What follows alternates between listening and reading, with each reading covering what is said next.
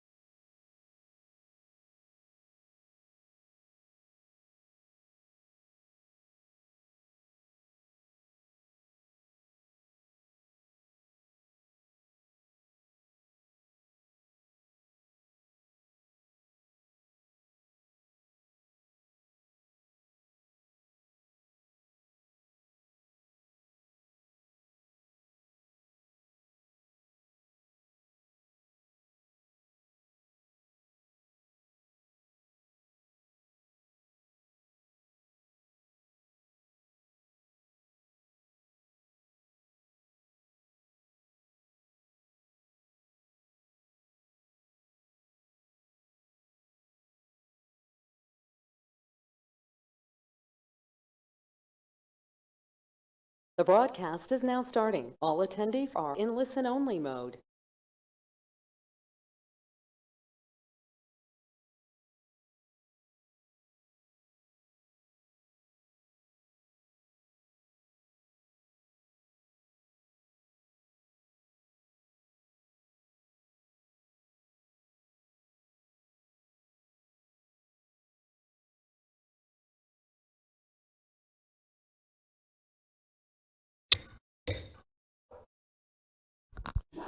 The September 15th, 2022 hearing for the Planning and Land Development Regulation Commission is now called to order. And if I could please have everyone silence any audible devices you may have, whether it be a phone or an iPad or whatever. And also, could you join me for the Pledge of Allegiance?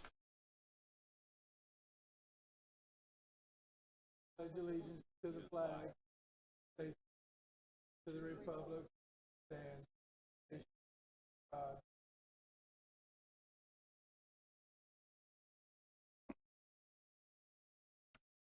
Good morning, everyone. I'd like to thank everyone for joining us this morning.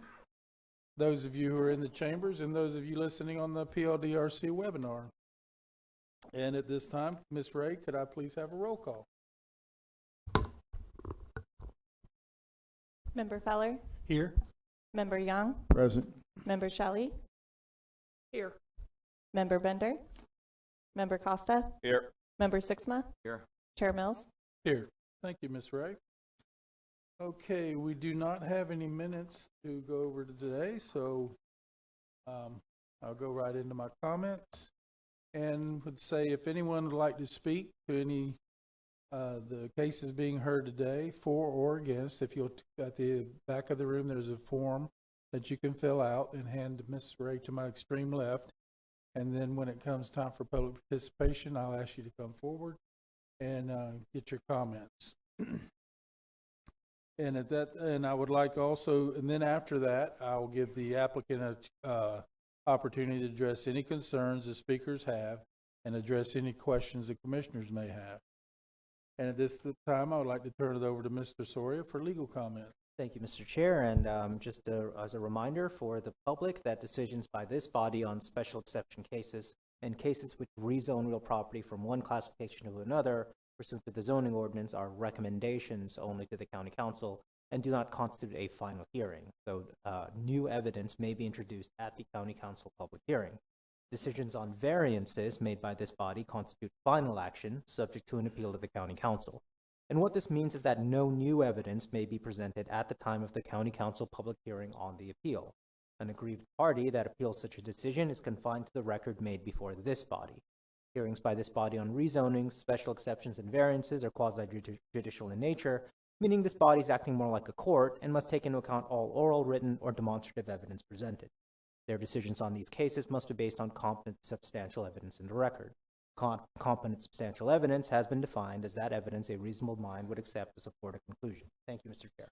Thank you, Mr. Sawyer. While on legal comments, I'd like to ask the commission to disclose for the record any ex parte communications that have occurred before or during the public hearing at which a vote to be taken on any quasi-judicial matter. And I'll start to my immediate right with Mr. Feller. I have none. I have none. None. And I have none. Okay. Okay, Ms. Smith, do we have any items to be continued or withdrawn? Yes, sir. We have one item to continue. It's case B22-162. They missed due public notice requirements, and they'll be rescheduled for next month, October 20th. Okay. Anyone like to make a motion on that? I'll make a motion that we approve the rescheduling of V22-162. 142. 144. I'll Sorry. second that. No, it's 162. 162, right, 160. To what date specific? Do we have a date specific? October 20th. To the date of October 20th. Second. Okay. I got a motion to continue Z22-162 to October the 20th from Mr. Young and a second from Mr. Sixma. Any discussion on the motion? All those in favor signify by saying aye. Aye. Any opposed? Motion carries unanimously. Okay, we're going to move right into old business. Ms. Shelley, could I get the first case read into the record, please? Yes, sir.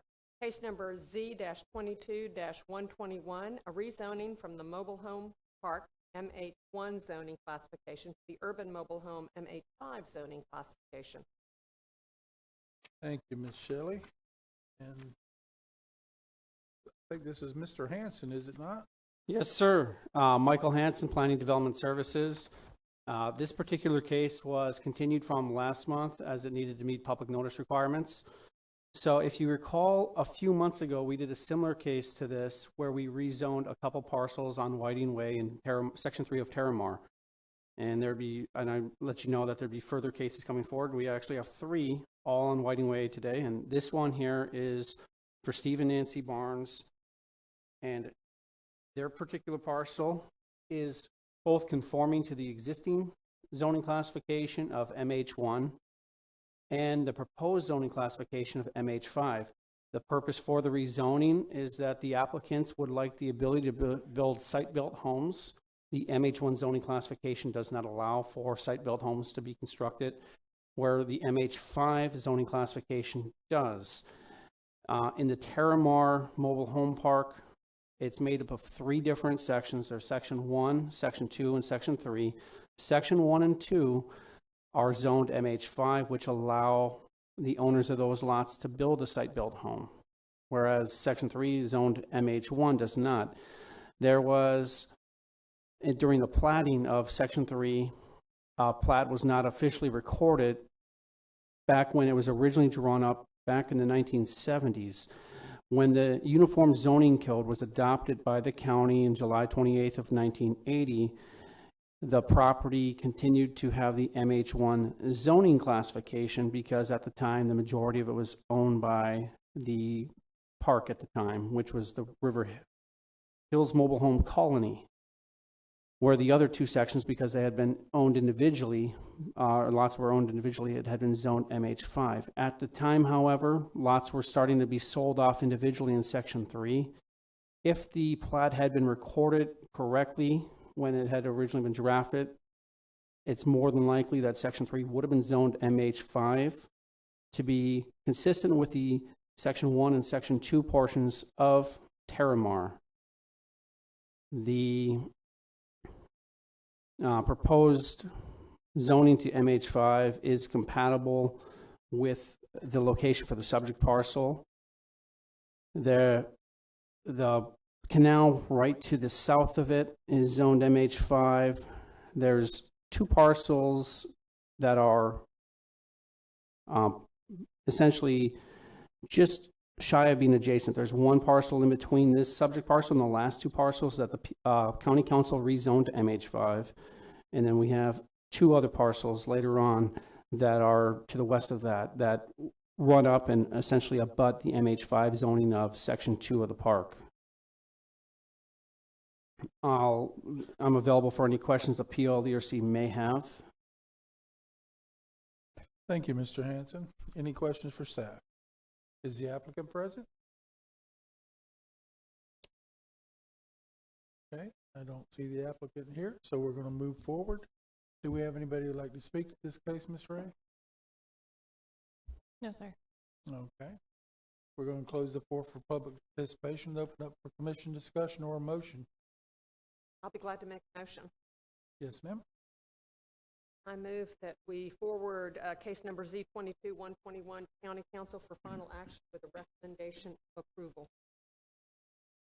I'll second that.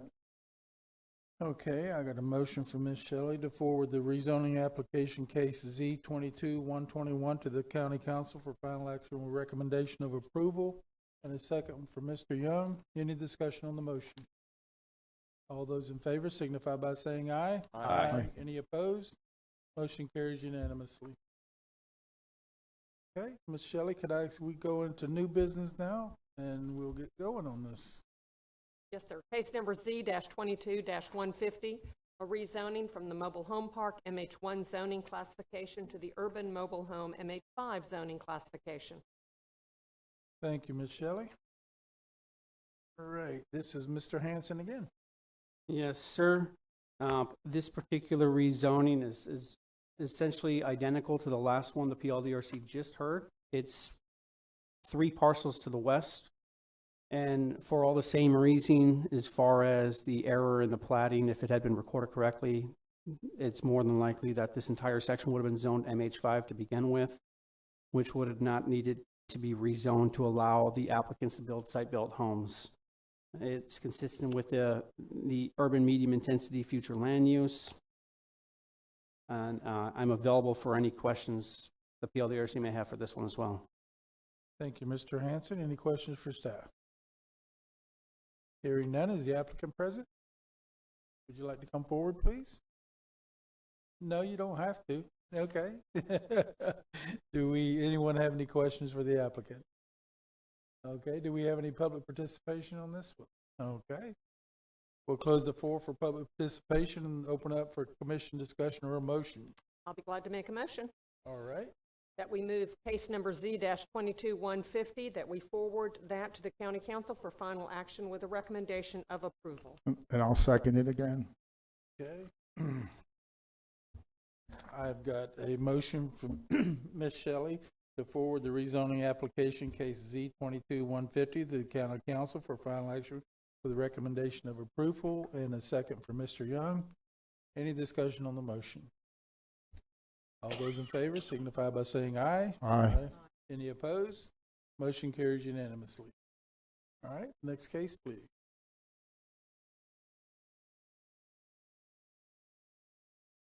Coming, sorry. Case number Z-22-155. 65. 65, sorry. A rezoning from the mobile home park MH1 zoning classification to the urban mobile home MH5 zoning classification. Thank you, Ms. Shelley.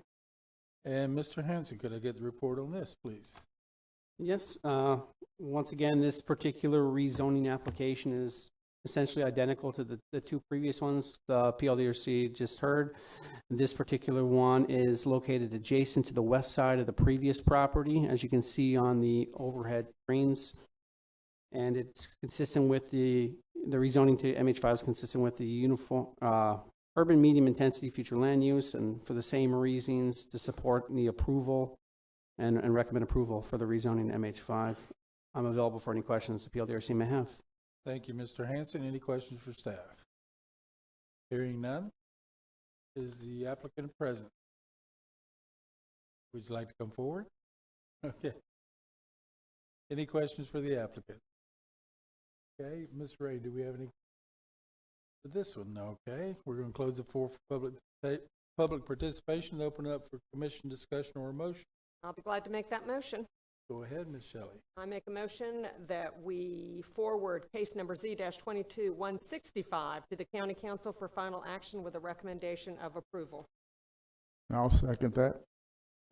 Okay, we've got a motion to forward for Ms. Shelley to forward the rezoning application case number Z-22-165 to the county council for final action, the recommendation of approval, and a second from Mr. Young. Any discussion on the motion? On the motion? Hearing none, all those in favor signify by saying aye. Aye. Any opposed? Motion carries unanimously. All right, Ms. Shelley, could I get the next case, please?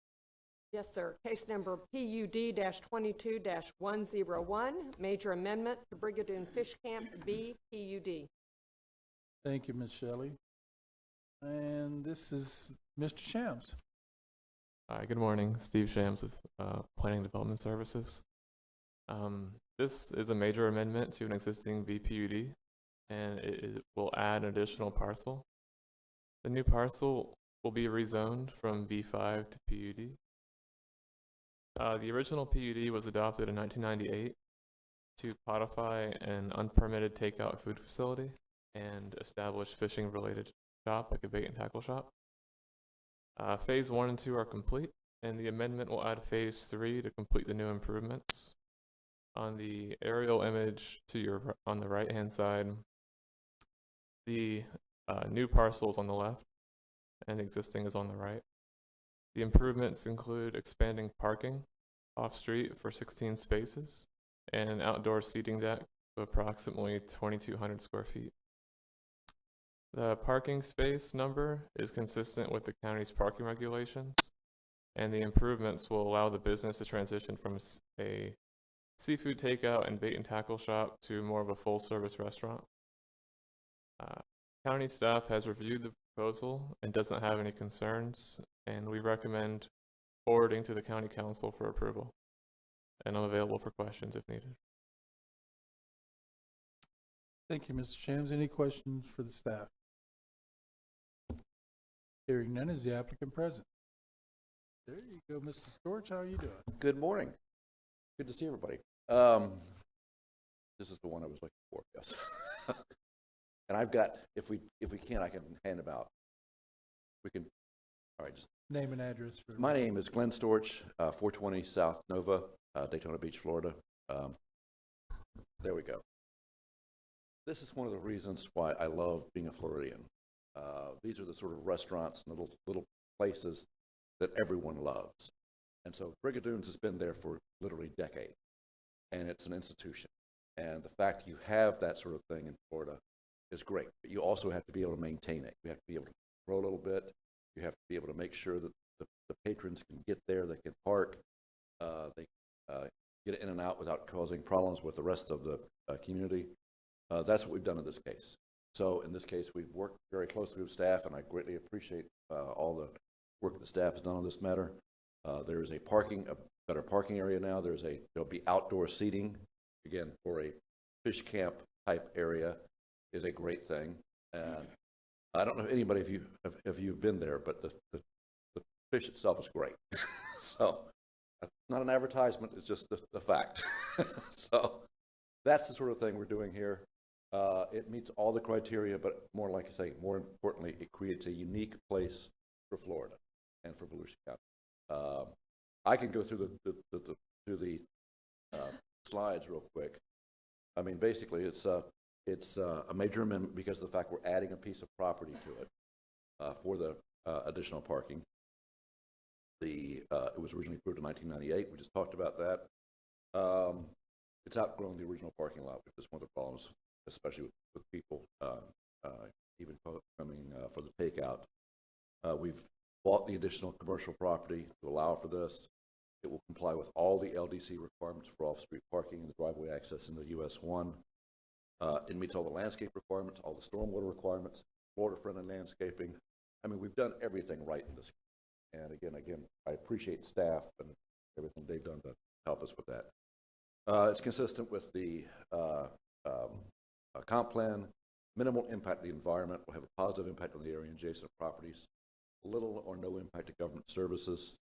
And again, I don't want to say environmental tourism. This is the sort of thing also that if we're looking to encourage or the type of tourism we're looking for, this is the sort of.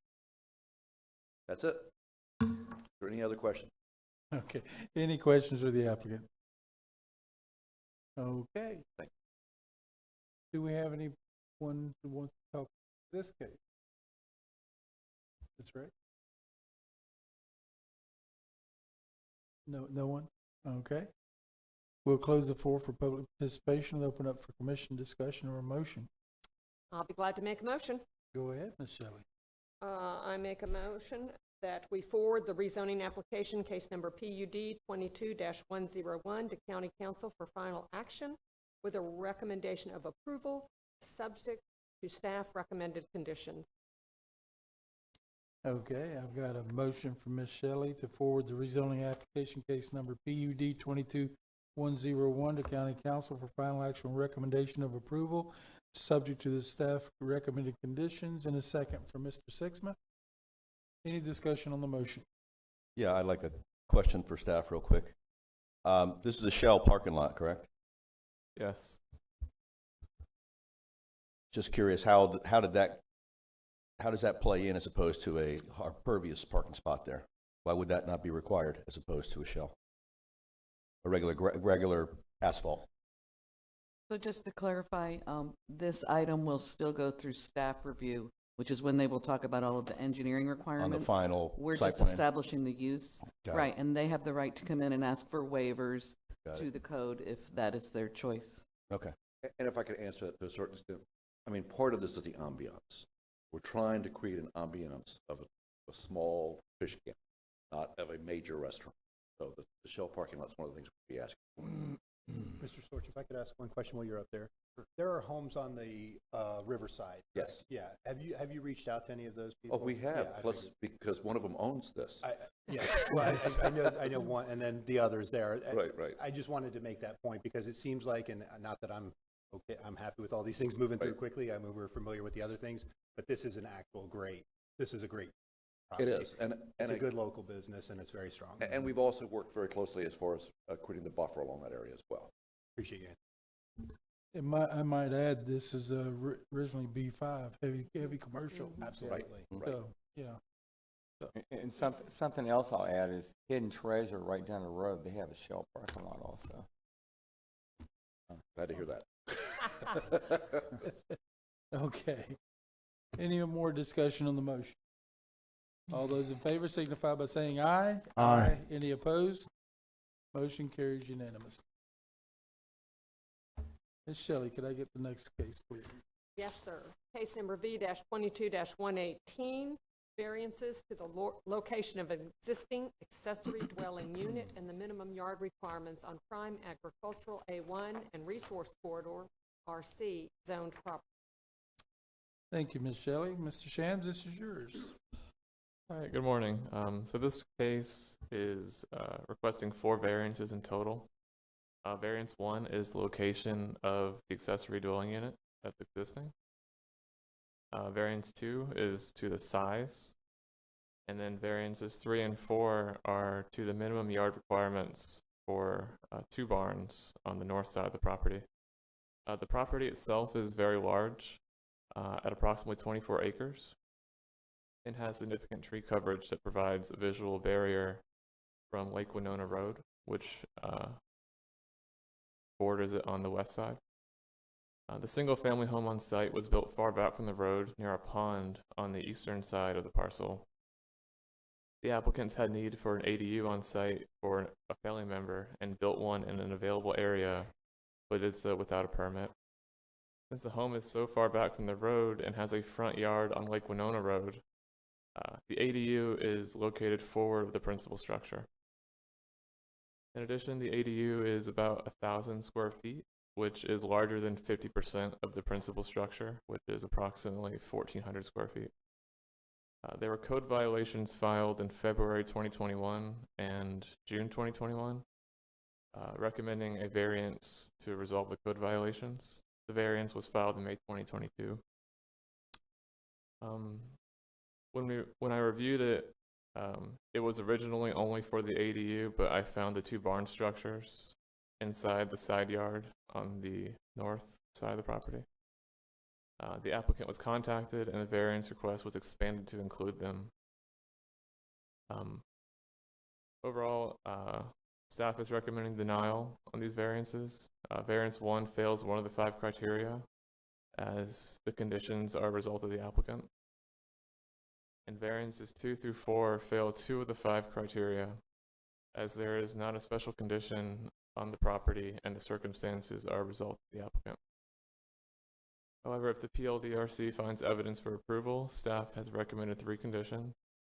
The ADU cannot exceed its current size or location, as depicted on the variance site plan.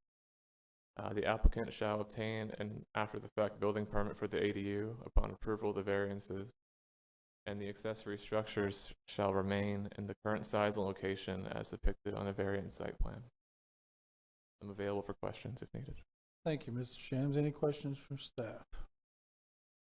Hearing none, is the applicant present?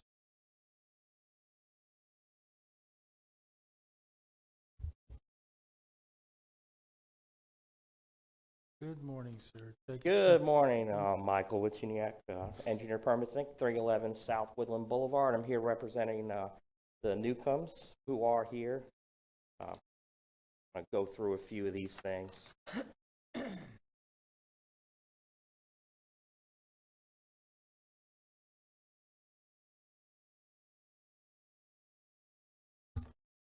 On the variances, the actual residence that's on the north side of the property is actually being demoed. The Newcombs are, and I don't know, Stephen, if you had you can see it on your variance application, the drawing. The new home that's being constructed is going to be approximately 3,400 square feet. So the home that's 1,400 square feet is being demoed as a condition of when they build that new home to get the CO, they have to tear down the 1,400 square foot current residence. So that home is under construction right now. They have a permit for it, and I think they're roughly maybe like 45 to 60 days from completion of that home, and then at that point, that home's going to be gone. So the square footage issue for the accessory dwelling unit, that variance number one, variance number two about the ADU being larger than 50%, that issue will go away. The actual property being 24 acres, the reason that Mr. Newcomb's mother was living in Texas all by herself, and it became a dire need to move her back here. And the way the property's set up, it is out in the middle of nowhere. So the house, there was an existing mobile home on the property. There was existing power and sewer, so that's why it ended up where it is. He uses the front 10 acres he's got it set up as a pasture land, and that's where he's got cows, and that's the whole function of the front is, for pasture use, and it just kind of was an ideal spot. The back half, they kind of put their, personal residence to, have their dream home, and that's where if you look, that's where the new house is going. The two other accessory structures, which are close to the property line, he has his, personal storage and shop uses there. And those are, in the future, has no issues of pulling permits, and they can always be pulled away from the property line down the road if needed to be. It was not something that was done intentionally. If you go out to the property, it's like, it is enormous. 24 acres is big. So we're here for questions. It was not something done, to be blatantly, you just kind of, when you got big property, these things happen. Okay. Any questions for the applicant? I have questions because I'm very familiar with that area because I'm on the YMCA and the Camp Wynoma's up there. Where exactly is the new house going to be? Exactly where is it going to be on the property? Are you able to pull up the drawing, Stephen? Are you able to get that up there? It's in your staff report. Okay, there it is. So do you see the directly right there in the middle? You see that it's kind of like an odd looking box right next to the word. It says variance number 2. Yes. That weird little shape. And you have this laser pointer. Okay, is that where the new house is going to be built? Yes, sir. Okay, then it won't be seen. I'm familiar with the area, so then it pretty much won't be seen from Lake Noma Road. No. The accessory dwelling unit's already 657 feet back, and then the new house is going to be like 900 feet back. Yeah. Okay, that's all I was wondering because that's a nice pristine area in there, and I just wanted to see that it wasn't on the road. Oh, no, the front half's going to be all cows. Yeah, okay. That's all I want. Thank you. Yes, sir. Any other questions? All right, let's see if we have any public participation, and if we do, I'll ask you to come back for rebuttal. If not, we'll move forward. Do we have any? No, sir. Okay. We're going to close the floor for public participation and open up for commission discussion or a motion. I'll make a motion on this one then. I'll make a motion to variance 22-118 be approved, all 4 variants be approved with the 3 conditions that staff recommends. Second. Okay, I've got a motion from Mr. Young for V 22-118 to approve all 4 variances with the staff 3 recommended conditions, and a second from Mr. Feller. Any discussion on the motion? All those in favor signify by saying aye. Aye. Any opposed?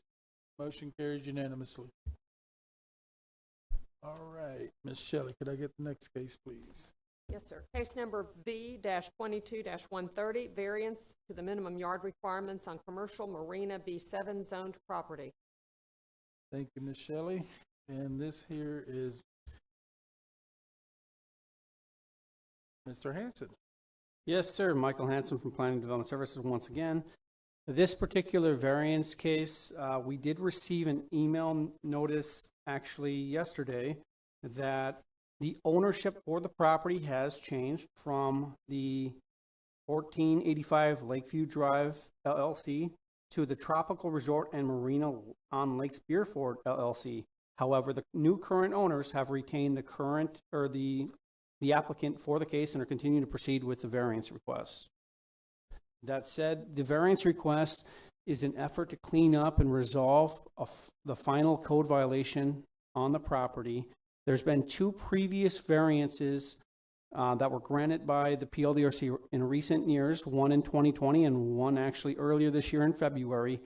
The 2021 was for an accessory structure in the northwest of the corner of the property, and the 2022 one earlier this year was for the dock in the southwest corner of the property, as far as the 15-foot. This particular variance, however, is for an existing cabana on the pool deck located on the western side of the property. Looking at the aerial picture on the screen, or the site plan actually now, you can see where the pool is on the west-hand side of the property. It's looking at a setback of 35 feet as the property does about a residential zone property. So the variance request would be to reduce the 35-foot setback to 22.5 feet to allow the cabana that is existing on the pool deck to be permitted. Now, because it is an unpermitted structure, the applicant's aware that the owners will have to apply for the required building permits if the variance is granted. Staff made a recommendation for the approval of this variance, noting that it would not be injurious to the surrounding area. The cabana itself is screened from view and the pool because there's pool safety fence. There's a hedge on the outside of the fence. There's then on the adjacent property to the west, heavy, dense tree coverage to screen it from further view. The cabana measures 11 by 30 square feet, and it's been existent since 2009, so it's been there without issue for approximately 13 years until during the, essentially what happened to resolve the other code violations. The cabana was discovered at that time and it was made aware, so that's why the applicant applied for this variance as a standalone variance to resolve it, as opposed to including it with one of the other two previous variance applications. So, as I said, staff made a recommendation for approval. I'm available for any questions the PLDRC may have. Thank you, excuse me. Thank you, Mr. Hanson. So the new owners is this 1485 Lakeview Drive LLC? No, sir. The new owner is named Tropical Resort and Marina on Lake Beaufort LLC. Okay, Mr. Soria, is that because it's already changed ownership? Okay, Mr. Yes, Soria, sir, could you and give- we did receive an authorization of owner form from the new owners authorizing the applicant to act on their behalf. Okay. So- It should not affect your variance provisions. Your variances technically run with the land because you are concerned about the special conditions on the property regardless of ownership. Where the ownership kicks in is whether or not the applicant caused the issue that requires a hardship. So now you have new owners, but you still have the same situation on the property. So you can rule on the variance. We'll just follow up and make sure it's properly documented that there is at the point of ruling there is a new owner. We'll have this. Okay. I just don't want them to have a problem in the future when they move forward and have to come back before us because the ownership had changed. That's all I was trying to do, is just make sure they don't, I just wanted to get it on the record. That's All right. it. Okay. Is the applicant present?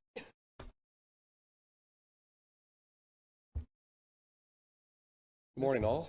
Michael Woods with Cobb Cole, 231 North Woodland Boulevard, here today on behalf of the applicant, the new owner, previous owner and the owner before that too. I'm very ecstatic to be here before you today because this represents the final action on all of this stuff. Many years, and staff from building department to code enforcement knows how much of a endeavor this has been.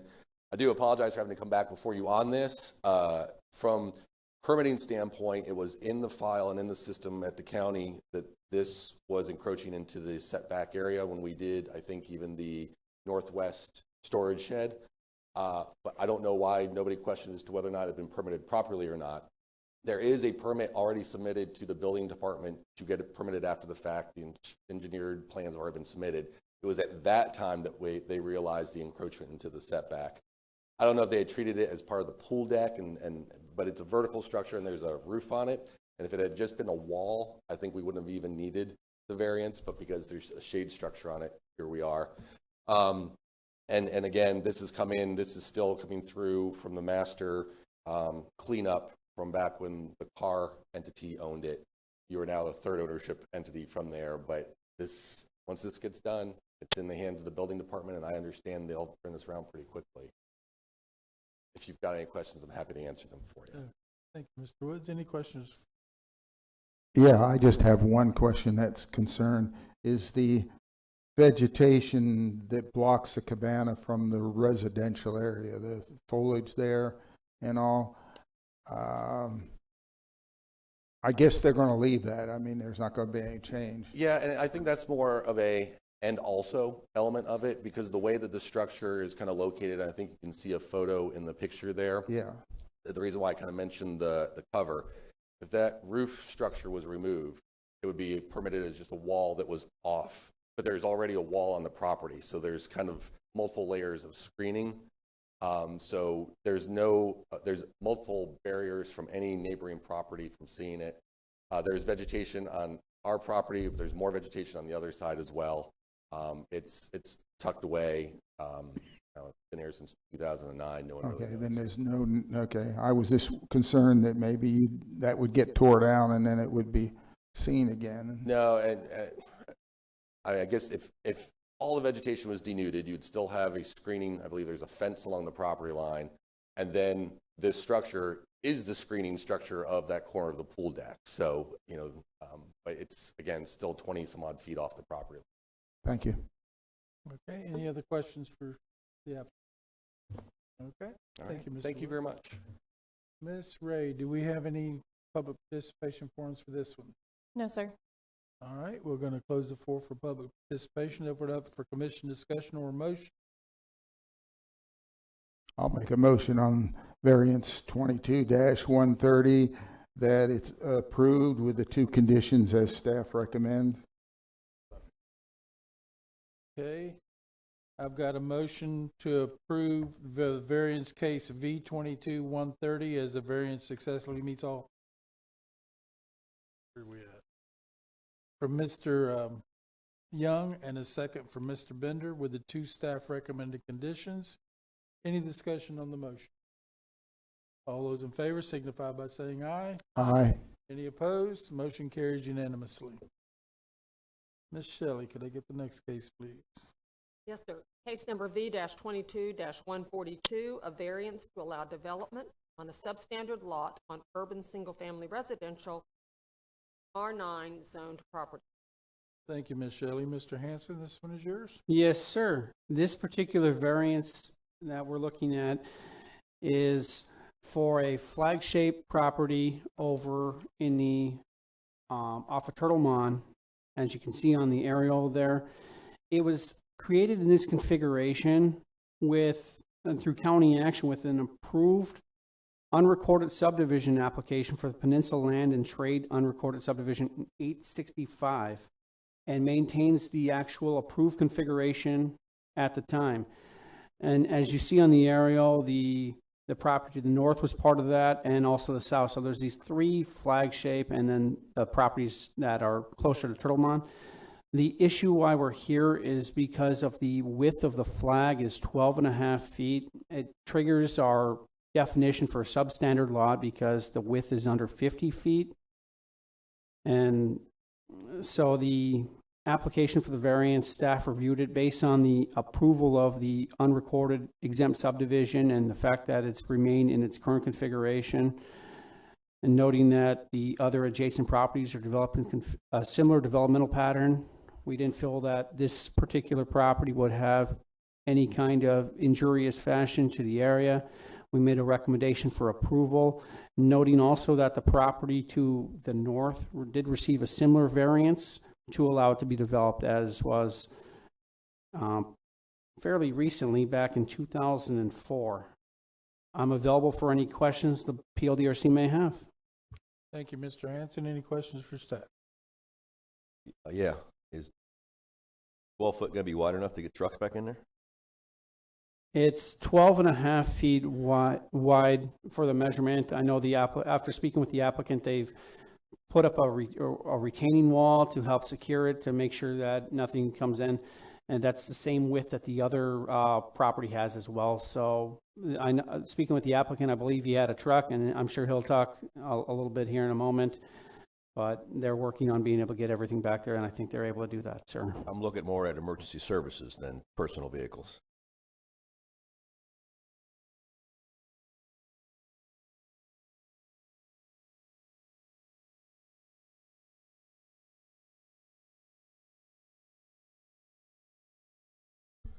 Well, I think most lanes are what, 10 to 11 feet I don't driving know. lanes?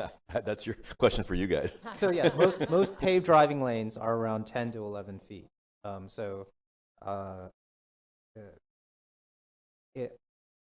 say this: a vehicle will get to the house. Mm-hmm. There just may be some things that it will have to, trot off. So that's. I'm looking at it's no real consequence to me, but you have a neighbor to the north. You said there's a retaining wall that has been put up or going to be put up. Is that correct? My understanding is the retaining wall is on the south side, so it's on the opposite side and not bifurcating the existing flag with the other property. Okay. And I guess we'll see how it comes out, if there's any comments from those particular neighbors. We're squeezing a lot in here. Yeah. Okay, thank you. Okay, any other questions for staff? Is the applicant present? Could I get you to come forward, sir?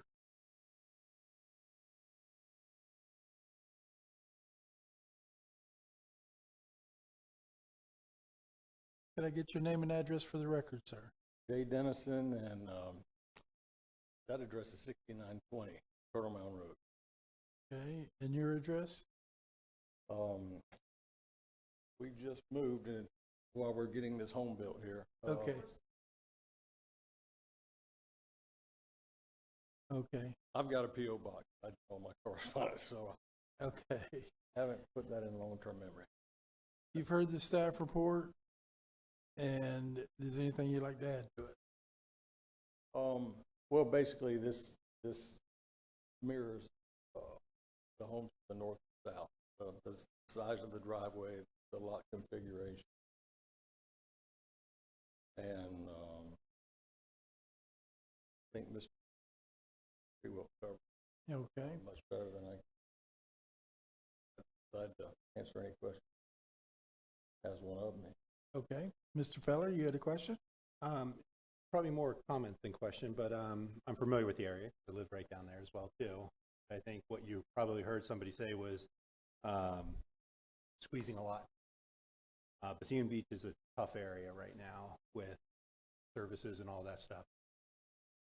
As we look at this lot, it's no fault of your own of the shape of it. But my question to you is, do you have your house set? Because there's variances come to us all the time in Bethune Beach.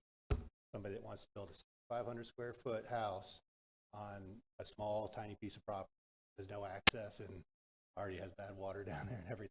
So, do you have a house plan picked out at this point? Are you going to? Yes, sir. It is not half of what you just spoke of. I also a resident of Bethune. The home we just built is about 15 houses to the north. and, and it was also on Mosquito Lagoon or what have you. I am, about as conservation minded you can get. Remember, got clean water. My previous home, I built a new residence there.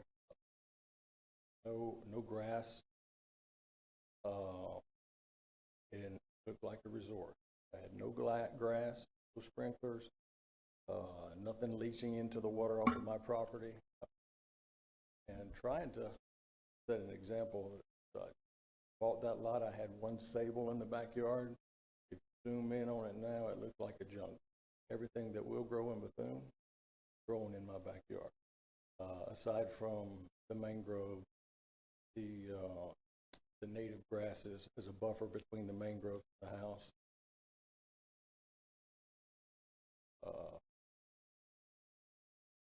Like you, I live in Bethune and kind of concerned about the whole area. I just Bethune all of. Yeah, just to clarify, I've moved, but I do, you said that you had another house 15, and not that this has any bearing on the outcome, because property rights is property rights, but are you intending to live in this house, or are you Yes, planning on selling Yes, it? sir. This is my primary residence. So this is gonna be where you live? Yes, sir. Okay. Oh, this is what she calls her forever home. Okay. You don't like Bouchelle that much? No, I'm just kidding, I'm just kidding. Any other questions for the applicant? Okay. We'll see if we have any public participation. If we do, I'll give you a chance for rebuttal. Other than that, we'll move forward. And we don't have any public participation, so you can have a seat. We're going to close the floor for public participation and open up for commission discussion or a motion. Sure, emotion will come, but as far as discussion goes, I do agree with some of the comments about squeezing things in here, but this is not the only lot that's that shape down there. But if you've watched other PLDRC meetings, I don't think there's going to be a lot of room for variances or building to the lot lines or anything like that. So I'd say keep that as. Okay. Any other discussion? Would someone like to make a motion? We're going to have to start serving coffee. On that note, By left there, you guys are pretty quiet. I was going to say, on that note, since I'm a former Bethune resident, I will make the motion in V22-142 to approve the variant. I don't. With two conditions. With the two conditions, yes. And I'll second that. I think she beat you to it, I Jeff. did. Okay, I've got a motion to approve variance V22-142 with the two staff recommended conditions from Mr. Feller and a second from Ms. Shelley. Any discussion on the motion? All those in favor signify by saying aye. Aye. Any opposed? Motion carries unanimously. Ms. Shelley, could I get the next case, please? Yes, sir. Case number V-22-151, variances to reduce the minimum yard requirements on transitional agriculture A3 zoned property. Thank you, Ms. Shelley. And Mr. Shams, this is your case. Hi, good morning. Steve Shams again. This variance is to reduce the side yard requirement from 25 feet to 5 feet to construct a 1,200 square foot workshop in the southwest corner of the property. So on that aerial, it's actually the top left area. It looks a little bit more cleared. The applicants own a heavily wooded parcel on a curve. It's currently developed with a single family home. There are many oak trees on site, and there's an area already cleared that would not require much tree removal. The applicants are prioritizing this area to minimize the impact. While the applicants are not responsible for the orientation of the property or the amount of land already cleared, the zoning ordinance does not prevent them from constructing an accessory structure, as they are able to build one of smaller size outside of the setback. Because there is a buildable area outside of that side yard setback. Staff recommends denial as it fails to meet 2 of the 5 criteria, but should the PLDRC find evidence to approve, we have one condition that it's limited to the size and location as shown in the site plan. Available for questions if needed. put that layout up again? Sorry. That, yeah, can you, anywhere we can zoom into that thing? That bottom corner there where the variance is? I want to make sure that I'm looking at this correctly. This is on a bend.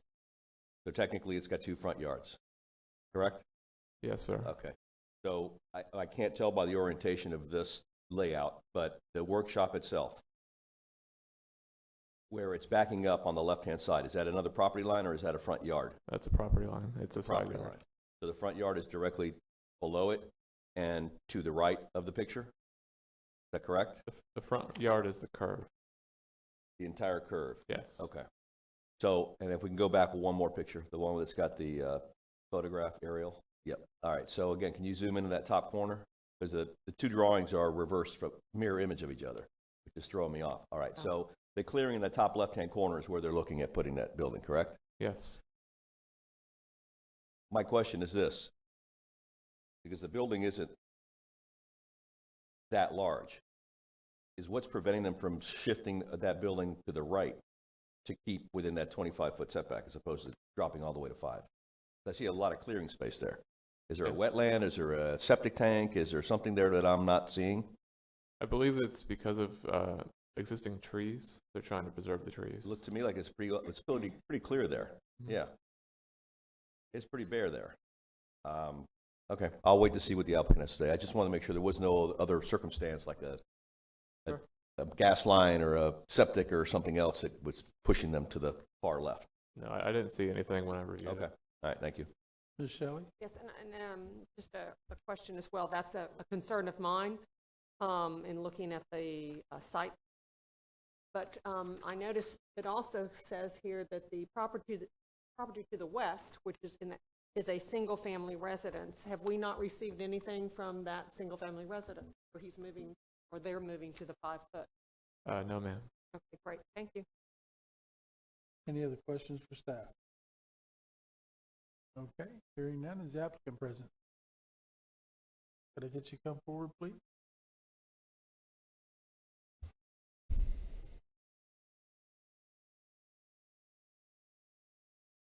Good morning, sir. Could I get your name and address for the record? Tyler King, 107 Horseshoe Bend, Leon Springs. Okay, you've heard the staff comments. Anything you'd like to add to that? Yes, sir. I do understand your concern about the building being able to be shifted forward due to the tree line. If you move it forward, I'm going to be pretty much almost unavailable to where if I need to back a trailer like my boat or my work trailer into the building, I won't be able to make that swing because of the trees, and I would rather be able to move the building back so it'd be more accessible to the front of the building instead of removing the trees. Just because of wildlife and everything. I've noticed that I have all different kinds of wildlife. I've even actually seen quail in my yard before. So that's kind of my reasoning on why I don't want to get rid of trees than necessary. Okay. Mr. Feller? So your access to this will be, your driveway's to the left of the house. Would you be going to the right of the house to access this? Is that how you plan on getting around to it? Yes, sir. I would have to go around the house, and then there's a little clearing onto the very, looking at the picture to the right hand or the left hand side. There's a way you can go in that way and be able to access the backyard.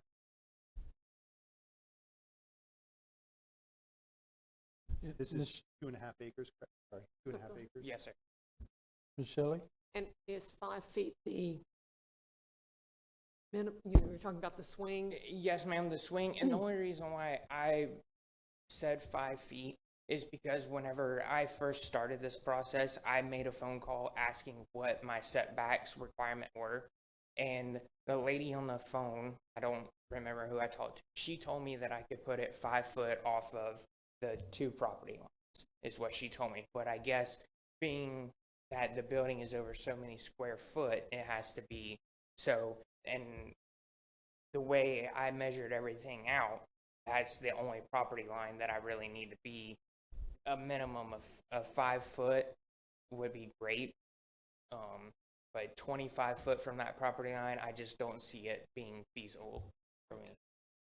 I don't understand what you're saying with the Yes, ma'am. 25. I was just wondering if 5 could just a little Um, larger for your swing. I'm understand what you're saying about Yes, ma'am. being able to get your truck.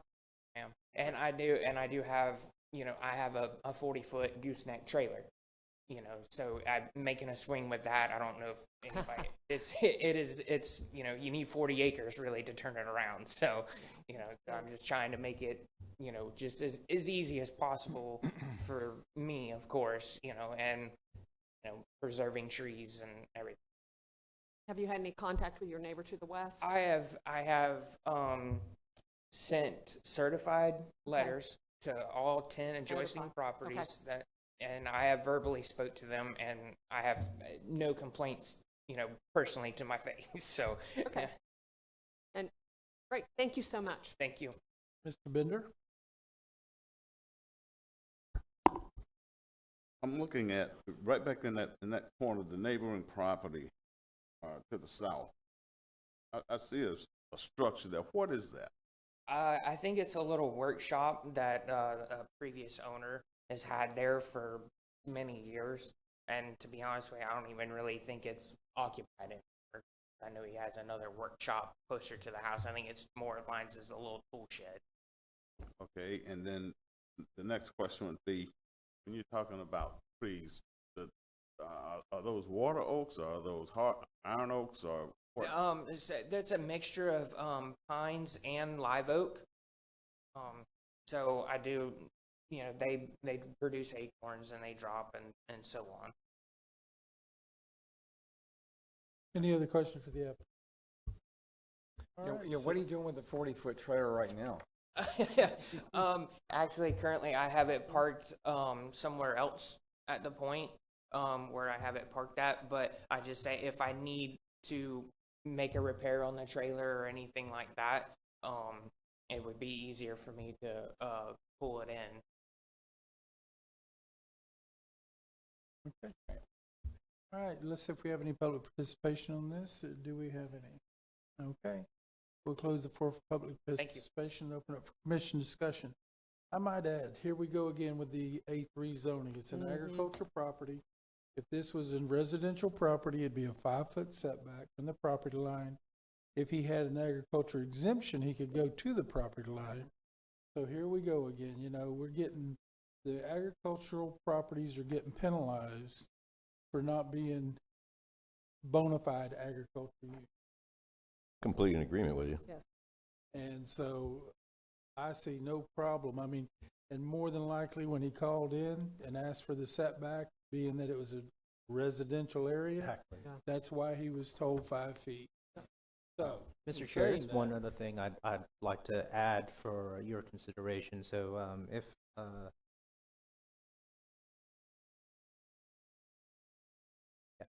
Mr. Boyd is conducting a home-based business, which if you remember that changes, Mhm.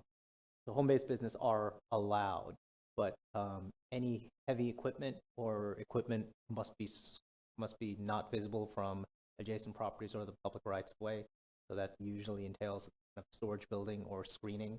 So if you deny it and he's operating a home-based business there, I'm not saying he is, and there's heavy equipment in sight, that would be a code violation. Right. Well, see, this is what I'm saying. Yeah, this is my whole point, So, but anyway, that's my opinion on it. Obviously, I'm in favor of it. So if there's any more discussion, I'll be glad to make a motion okay, Ms. Shelley? that we approve case number V-22-151, subject to the staff conditions. I believe there's 4.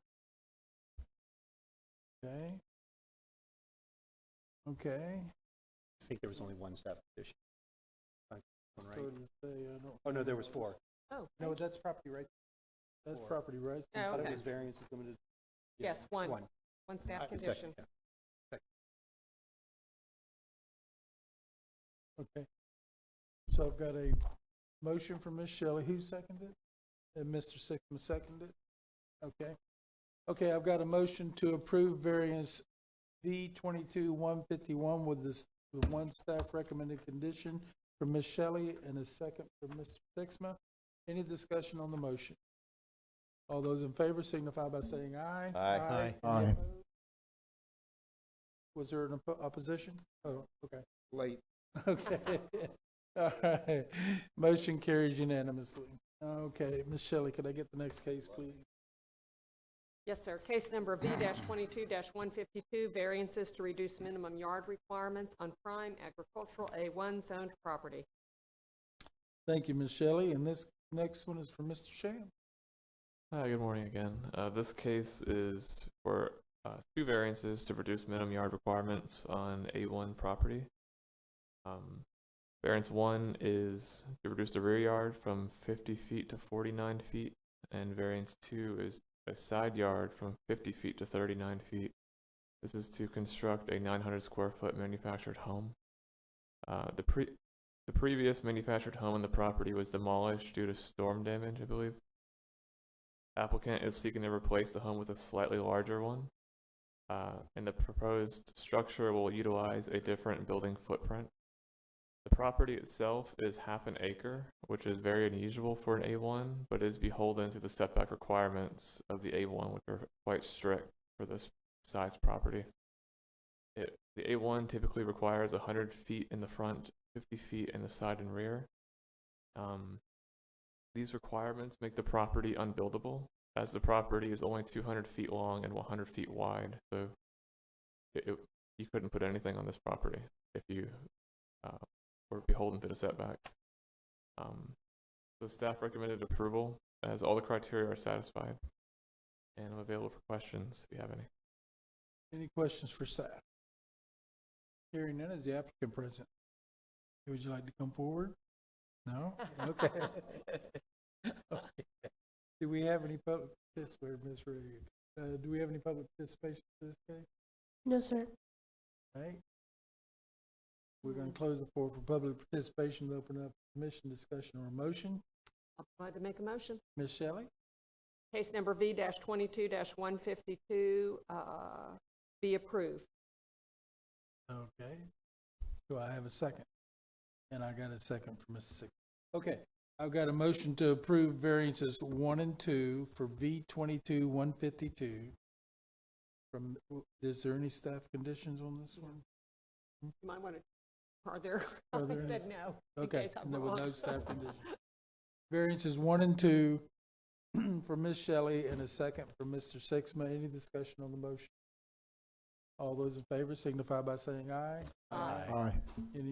Any opposed? Motion carries unanimously. No, Mr. Costa has stepped out. So it's a 6-0. Okay. Ms. Shelley, could I get the next case, please? Yes, sir. Case number V-22-153, variance to reduce the minimum yard requirements on urban mobile home MH5 zoned property. Mr. Shams, this is yours also. Good morning again. This case is to reduce the minimum rear yard requirements on MH5 zone property from 15 feet, 5 feet to convert an existing accessory structure into an accessory dwelling unit. The applicants are proposing the ADU for a family member to live in. You can see the existing structure on the north side of the property. It's currently 337 square feet, and they're proposing a 168 square foot expansion, which brings the total to 506. Currently, the detached garage is non-conforming, as it is 12 foot 9 inches from the rear property line. According to the applicants, the existing structure is not large enough to provide the amenities for an ADU, which include the kitchen, laundry, bathroom, and bedroom. And the existing structure is currently non-conforming to the rear yard requirement. However, the ADU minimum size is 240 square feet, so this structure does meet the criteria of a minimum size. And because of this, the requested variance is not the minimum variance to have an ADU, so staff is recommending denial, as it does not meet 2 of the 5 criteria. However, we do provide a condition to the PLDRC if they wish to approve. The variance is limited to size and location, as shown on the variance site plan. I'm available for questions if needed. Thank you, Mr. Shams. Any questions for staff? Hearing none, is the applicant present? I get you to come forward, sir.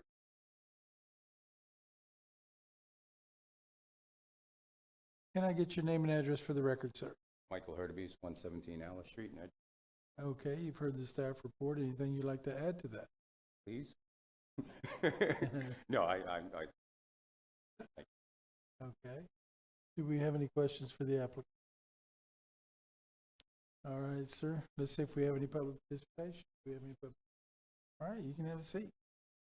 All right, we're going to close the floor for public participation and open up for commission discussion or motion.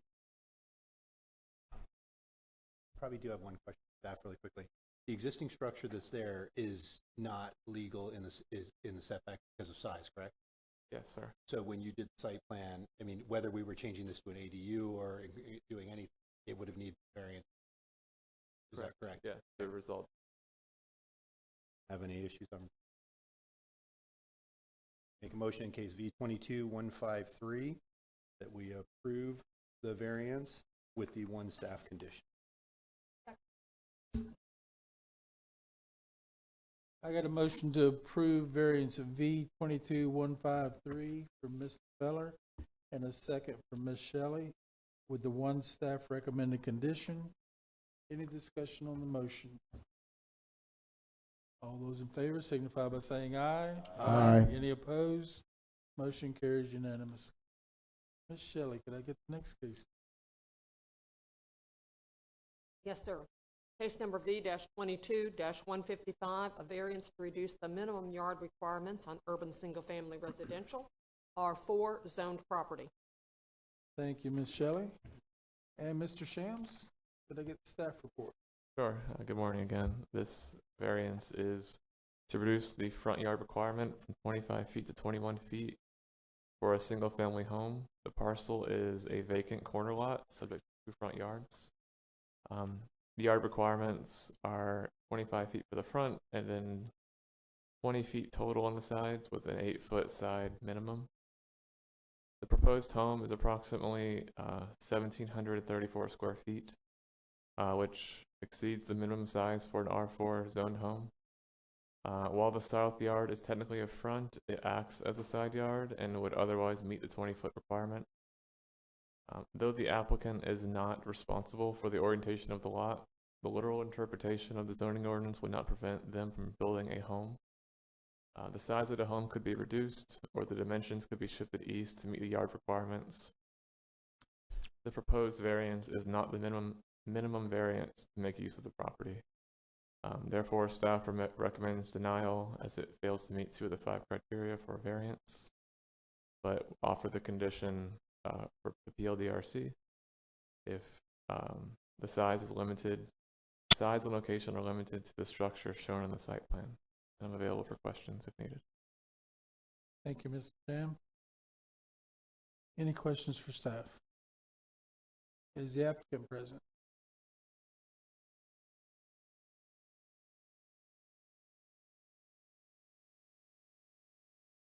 Good morning, sir. Could I get your name and address for the record?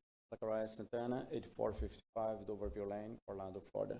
Okay, you've heard the staff report. Anything you'd like to add to that?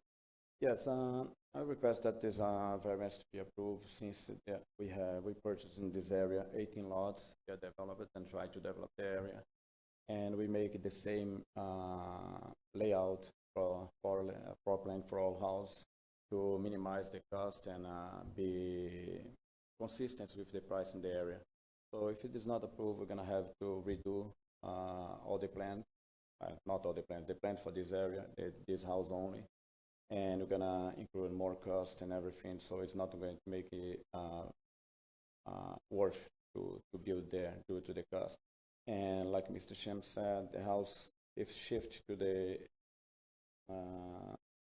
south, I think, to the east, the corners of the house are not going to meet the criteria anyway. To elongate the home is not valuable because the lot has 75 foot wide. So if you do that 25, we have 25 foot, build the house to elongate that house this way, so it'll be not a good looking or well living home there.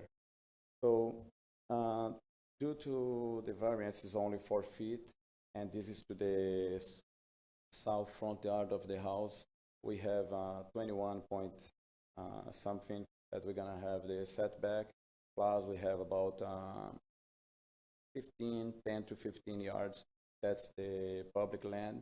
Then we have a ditch that has about 10 feet, so we have more than enough. It's not going to interfere with any right-of-way, any visual, and anything from the traffic or anything. So I don't think we're gonna make anything wrong or make the area look bad. We're not going to disturb any more trees or nature or anything like that. So this is the reason that we request for the variance. And it's only about 3.5 feet that we request to be reduced. Okay, sir. Any questions for the applicant? All right, we'll see if we have any public participation. If we do, I'll give you a chance for rebuttal. Thank you. If we're not, we'll close the floor and move forward. Okay, we don't have anything, so we're going to close the floor for public participation and open up for commission discussion or a motion. Right, I'd be this morning. I know. I'd prepare to make a motion in case V22-155 that we approve the variance with the one staff recommended. Second. Okay, I've got a motion to approve, and it was one staff condition? Mhm. Yeah.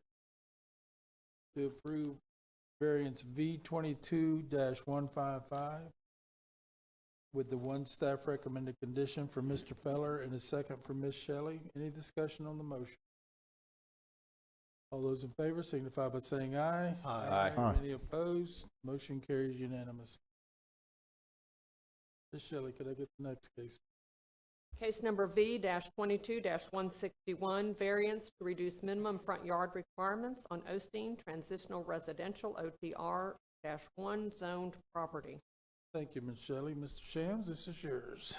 All right, good morning.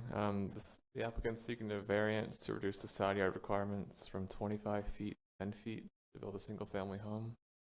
The property itself, you can go to the next slide, is has a peculiar shape due to a lot combination in 2021. So if you look on the north side of the property, that's where the home is going to be located, and immediately east of it, there is platted right-of-way for an unbuilt road, Oak Avenue, that terminates into the subject property. The variance itself is on this east side for 10 feet. As you can see on the variant site plan, it shows the orientation of the home. The applicant provided a site plan that indicated the home is being located here to limit the removal of historic oak trees, preserve as many as possible, and have a safe turning radius for the driveway. In addition, this area is already cleared because there was a home demolished in 2019.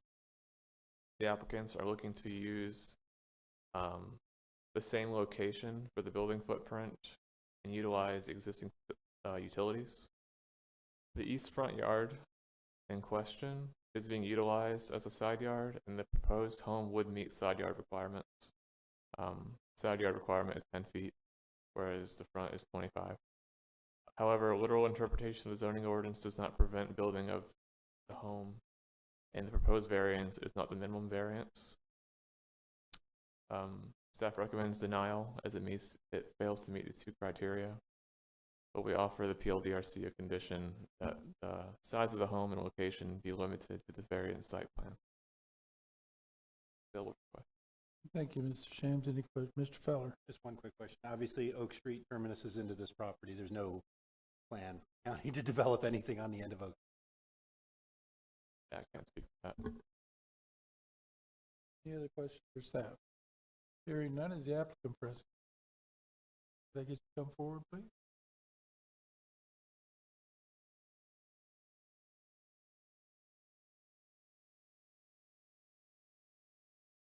And could I get your name and address for the record? Waylon Hess, 2581 Sweet Spring Street, Delta, Florida. All right, you've heard the staff report. Anything you would like to add? one thing I'd like to add is, we could move it back, but we'd like to keep it on the same property line, so we have the backyard for a barn later on down the road and a pool and some of my kids like animals. And the road that he was talking about coming through, my brother-in-law's next door and it's all family, so there's no road coming. The lady, Miss Hurt, that sold us the property, she owns all the property going that way, so I don't even think it goes into the yard any further. Okay. Any questions for the applicant? Mr. Bender? No, I don't necessarily have a question. I've looked at that, and it appears the property behind you all as well has access to another street. So the likelihood of Oak being opened up, I would probably even ask to see if you could get it abandoned so that you all would be able to utilize that if you haven't already done so. Well, that's going to be the next process. I mean, that takes 9 months, I think. I'm living with my in-laws, so this is the hurry up process. So that's why we're going this route first, and then I plan on having it vacated. It's going to be a long ride to Deltona. Yeah. You know this is recorded, right? Yes. Yep. So, but yeah, that's why we're on the hurry up path. All right, any other questions for the applicant? Okay. Let me see if we got any public participation. I do know we had 2 letters in favor of this. Yep. Okay. I don't think we do, but if we do, I'll have you come back. Okay. We don't have. We're going to close the floor for public participation and open up for commission discussion or remote. I'll make a motion to help the man out. Been there, done that. No, I move to approve a variance request V22-161. Approve the variance, and I don't know if there was any one with one staff recommendation. Second. Okay, I've got a motion to approve V22-161 with the one staff recommended condition for Mr. Bender and a second for Ms. Shelley. Any discussion on the motion? All those in favor signify by saying aye. Aye. Any opposed? Motion carries unanimously. Good luck. All right. Ms. Shelley, could I get her next case, please? Yes, sir. V-22-163, variance to reduce minimum yard requirements and lot coverage requirements on urban single-family residential R3 zoned property. Thank you, Ms. Shelley. And Mr. Sham, this is yours. All right, good morning again. The applicant is requesting 2 variances on R3 zone property. The first is to reduce the waterfront yard requirement 25 feet to 9 feet to construct a louvered awning. And the second is to increase the maximum lot coverage requirement from 35% to 40% in order to construct the awning. The property itself is developed with a single-family home that was built in 1955. The applicable setbacks are 30 feet in the front, 20 foot total on the side with an 8-foot minimum and 25 on the waterfront. The louvered awning will be attached to the principal structure and will cover an existing impervious patio and a portion of the existing in-ground swimming pool. The pool and patio were built in 2006, which predates the July 2021 change to Section 72-277, which required pools to meet the waterfront setbacks. The awning will extend 20 feet towards the rear of the property and have columns secured in the concrete foundation of the patio. At the terminating location, the awning will be approximately 9 foot 3 inches from the end of the impervious surface at the top of the revetment. Variance 2 is to increase the maximum lot coverage requirement. The home was built in 1955 and predates the zoning ordinance. The current home on its own exceeds this lot coverage percentage as it's 35.5%, and the louvered awning will increase it to 40%. Due to these circumstances and conditions, the staff recommends approval as the variances 1 and 2 meet all 5 criteria. And I'm available for questions if needed. Thank you, Mr. Shams. Any questions for staff? Mr. Feller, you had a question? I have one question. I'm just curious, And again, I'm a little bit clueless. I got big question marks on this one just because I had questions.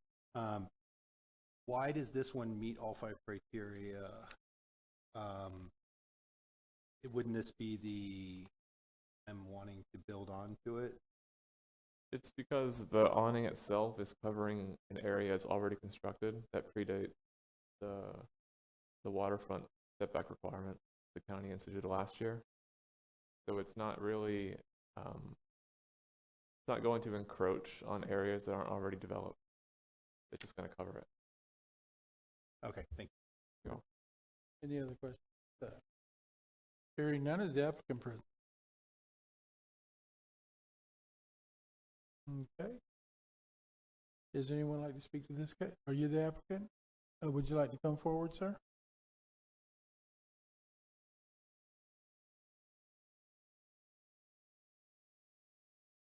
Can I get your name and address for the record, sir? I'm John Evans, 1664 John Anderson, Catherine Malinzik's father. Okay.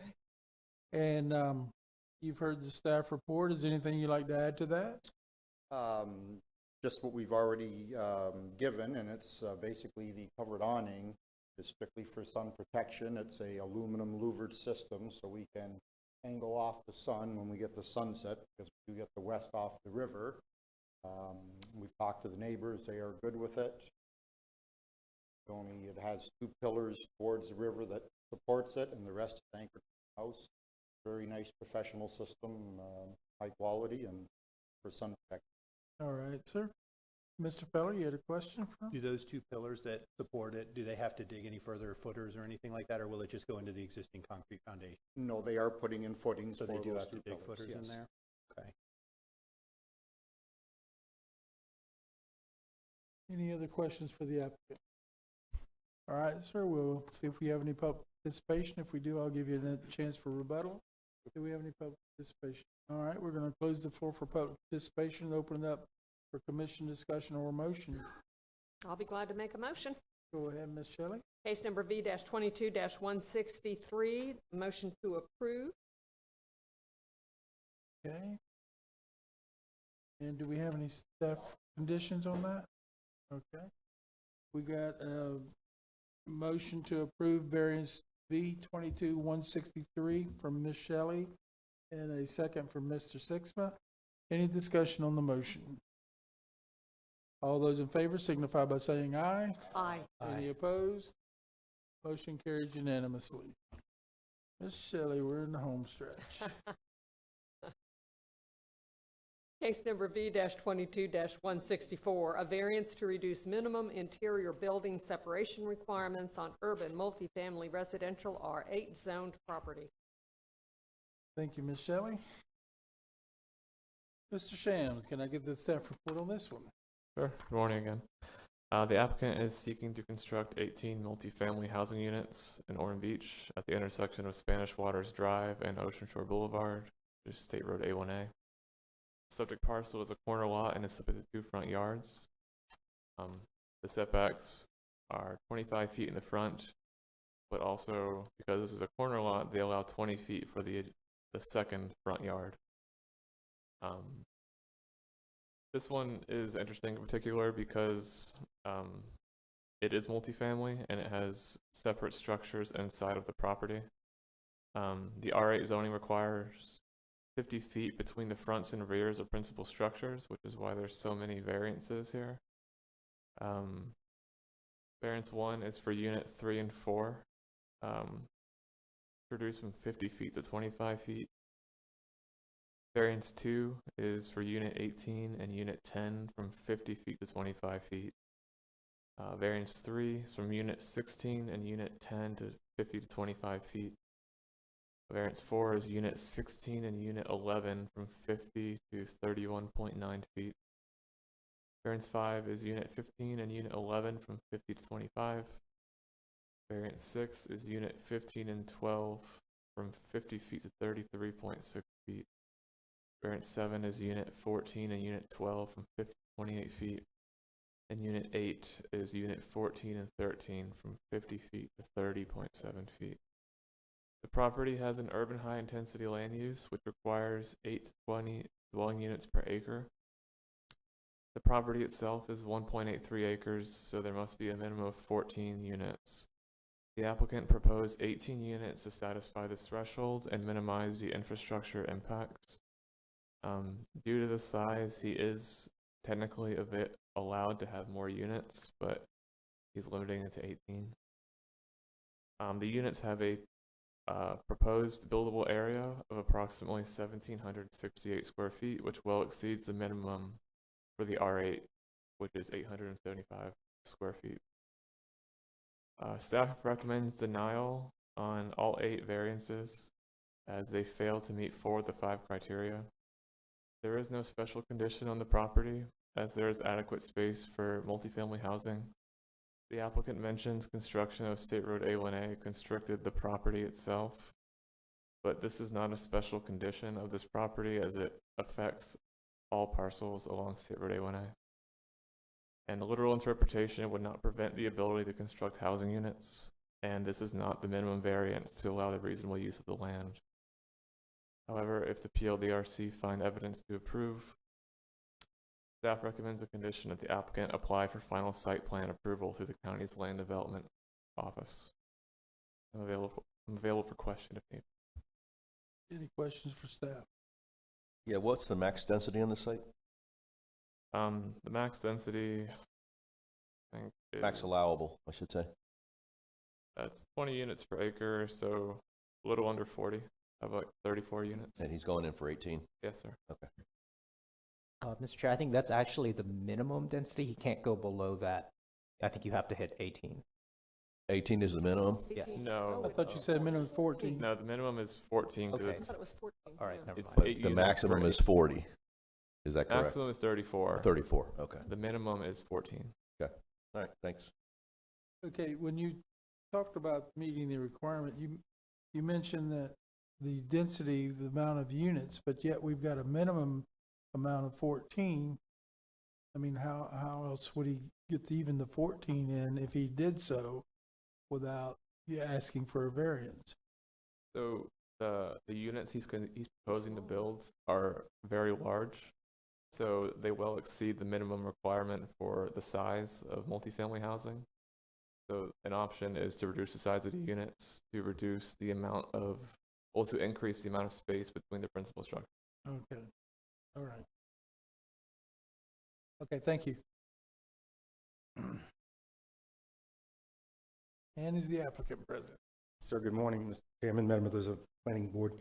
My name is Joe Hopkins. I'm an engineer with the Performance Group in Daytona Beach at 100 Marina Point Drive. I've got the pleasure of representing the property owner in this case.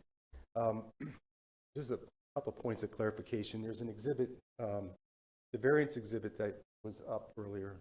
Can we get that up there? That one right there. Just a couple points of clarification. In the R8 zoning district, this is a multifamily zoning district, and by definition, a townhome is a single-family dwelling unit. So we, right off the bat, we've got this kind of a mix, an incompatibility of a multifamily district trying to wedge in single-family. So reduction in intensity, reduction in density, intensity, everything. And when we look at the neighborhood around us, we have Bill Navarre's real estate office to the south of us, and we got single-family residential all the way around us. There's townhome development currently under construction on A1A just to the north of us, but everything around us is medium intensity or lower intensity development. This land use designation is high intensity, and we didn't elect to go that route. We wanted to go with a lower intensity product. In the R8 zoning district, because it's high intensity, I actually went through a design exercise to see how this would work, and when we start looking at the minimum and maximum density, we see the setbacks start to compress the property, and it would produce essentially a tower, if you will. And you've seen this along A1A in the Ocean Shore Boulevard area, that there's these towers, small towers, mid towers, that this particular zoning district would direct you to construct. So we departed from that and went to the single family product. But more importantly, again, the townhome is single family. It's not multifamily. And when we look at the provision in the R8 zoning district, which talks about the variances, what we're requesting is a reduction in dimensional standards from the rear to rear setback. We're requesting a variance to the dimensional standard. We're not requesting 8 variances. We're requesting 1. So when you look at variance number 1, which is between structures 3 and 4, that's a side to rear setback, which the R8 zoning district allows. So variance number 1 really is not applicable. The other 7 variances, which I contend is really 1 variance to the dimensional standards, is something that we agonize with staff. We went through this process. We went through a conceptual review in August of 21. The issue of this rear-to-rear setback didn't come up. We again went through a conceptual review in June. Again, that this issue about dimensional standard didn't come up again. It wasn't until we made final site plan submittal that it came up during the staff review. We discussed it with staff in great length, and it was somewhat of an interpretation that the fronts to fronts or fronts to rears, I've never seen anything like it. This is a unique zoning district that really caters itself to multifamily and doesn't really address the potential for a decrease in intensity, a decrease in zoning, or a residential single-family element. So I think what we've done is we've put our best foot forward with this. It's a very good project. We've exercised a lot of effort. The units aren't oversized. We actually went 3 stories to get the floor area needed. So the footprint of these is actually relatively small. We've altered the floor plan multiple times, as you can see. They're not duplicates. They're not, cookie cutter type units. These are all custom units to try to contend with these dimensional standards that we have in this multifamily zoning district. So when you look at the perimeter of the property, again, with this district, there's large setbacks, there's large perimeter buffers, there's large compatibility buffers due to the residential abutting a multifamily zoning district. So we abide by all those rules. We abide by all the perimeter requirements in the zoning district. What we're looking for is relief internally to our project. This is a townhome community. These aren't subdivided lots. This is going to be a condominium where all the ground is common area to all the owners within the subdivision. So it's a horse of a different color. It's a single family and a multifamily district. And the intensity that we're seeking is just marginally above the minimum required. If we eliminated a couple of units, we would fall below that density requirement, the minimum density requirement. One other thing I wanted to point out is that in a townhome development, you have to have a minimum of 3 units connected to qualify as a townhome. You can't have 2. You have to have a minimum of 3. So when you look at our plan, we abided by all these requirements. So in closing, I think we do have a hardship. The configuration of the property is 200 plus feet on one end, it's 300 plus feet on the other. It's pretty much wedged off, and we have compressed and compressed from all sides. And the only relief that we're seeking is internal to ourselves. So if there's any questions, I'd be happy to answer them. I think we have a really good project. We've cast some discussion to the neighbors. We've notified the neighbors. The association, the Spanish Waters Association, has endorsed the project. I actually have a letter coming. It isn't here yet, but I'll tender it to the staff as soon as we get it. But there's no objection. The public's not here to oppose, and we welcome your support. All right, sir. So let's see if we do have any public participation. Do we have any? All right, so do we have any questions for the applicant? I do. Mr. Costa. Joe, how you doing? Could I get you to come back to the mic, sir? Mr. Costa's got a question for you. How you doing today? Frank, how are you? Good. Question real quick on the site plan. This is a preliminary site plan, obviously. It's but I'm not seeing on here is any kind of stormwater retention anywhere. It is. It's an underground You going underground? system. Yes, sir. Okay. All right. That was my main question. Okay. It follows the roadway. It's an underground exfiltration system that Okay. follows the perimeter of the roadway. Awesome. Thought I heard him say it was a final. It is. This is the final site plan? Yes, sir. It is. Okay. Well, that's why I assumed it was, but you said exfiltration, so now we're good. That was my only question. Thank you. Thank you. Mr. Feller? I have a question, and I mean, this would be open for discussion all the way around the board, because I'm trying to keep up on this. The reduction from 50 to 25-ish, let's just say, between these back sides of unit. I mean, all that's doing is, all of that is the common land for the association or for the units, correct? That's correct. So it's just the closeness of each in proximity to each other from the rear. That's correct. That's what we're talking about here. This is probably for commission as well too. 25 feet seems acceptable to me. Why is it at 50 feet? Is that just a standard, or? Well, remember, this is high density multifamily. So this type of product, there's supposed to be more units, and you're imagining, like, try to imagine 3 or more units per building stacked together that are probably 2 stories or 3 stories high. You want to prevent the massing of those collective structures from being too close together and provide more space in that kind of area. You don't want to kind of create kind of a prison complex where you're blocking light and sun, and that's why you want those masses of buildings apart from each other, rear to rear or front to yard, front to front. So for this one, are these single story, 2-story, 3-story? 3. Yeah, but they're, I think, individual buildings rather than crammed together into large like masses of buildings. But it does bring up one other question I had for. We've been talking about this but the townhouses, which are supposed to be family, but now we're talking about multifamily. Where does this fall? Yeah, it's multifamily. Townhomes are supposed to be 3 or more attached. And usually on townhomes, when you buy the property and you buy the underlying land, and you have a shared common wall with at least, well, the one in the middle has 2 shared common walls, so that it comes in groups of 3s. So I think these are individual, right? There's not 3 units per building structure. They're just by definition, the townhome is individually owned, single-family, standard or manufactured dwelling unit in a group of 3 or more attached single-family dwellings, each on its own lot.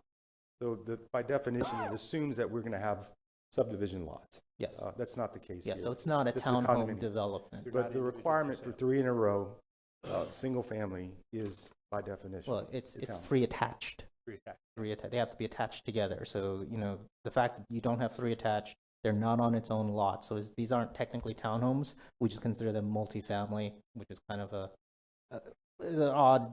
This is the type of product they want to develop. And I just want to make sure that we're not putting one standard on a standard that's not applicable. So if this is a standard for other townhouse type of communities, but this is kind of our multifamily, are we seeing a big occurrence by changing this small?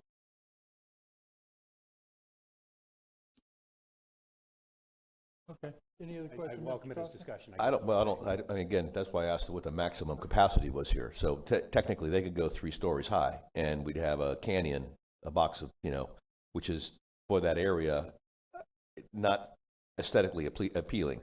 I think this is it's a decent project. It's a very nice concept. I like the exfiltration process of it because you're not eating up ground space, that you can actually now have green space that people can enjoy.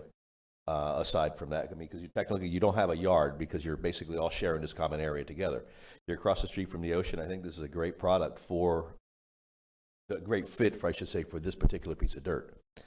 But I do have one question for the applicant. Staff's recommending denial. And there's really no underlying recommendations should we approve. My question to you is, you're still subject to final site plan approval, and you're telling me this is it? That's correct. And as staff indicated, the condition of our site plan is to proceed to final site plan approval. To get their final approval, yeah. That's the recommendation. If this variance is approved, that we proceed, continue. Our application is on hold right now. Sure. So if this variance is approved, we are directed to continue on with our final site plan process. How was your experience been with staff? Would you say a positive experience? I've been doing this for a long time, and I like these guys. I mean, they're fun to work with. I think we were all a bit surprised when we got to the site plan stage after 2 conceptual reviews that a dimensional standard of this magnitude didn't come up. But, you know, that aside, the burden is on myself as well as it's on staff, and I don't hold anything out on anybody for that. But the point is that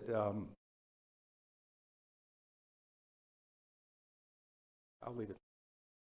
They've been fair with you is my question then. Yes, sir, they have. Okay. I don't think the review of this variance application is really in light. There is hardships, and I could sit here and I'll take you to lunch if you'd like, and we'll talk about the hardships. That's fine with me. You know, the topography, lot dimensions, the width, the angles, all these are hardships that we inherited with the purchase of the property. Understood. It's very unique. It is a unique piece of property, yeah. Situation, and we have to take that in consideration, obviously. That's why we have a variance board, so. And one other thing I'll say is, somebody said something about neighbors. I reached out to a few Ormond residents, et cetera, and I feel like from what I showed them, everybody was receptive to it. And I think, like we said, it does blend well with that area. So there has been no opposition, right? There's no.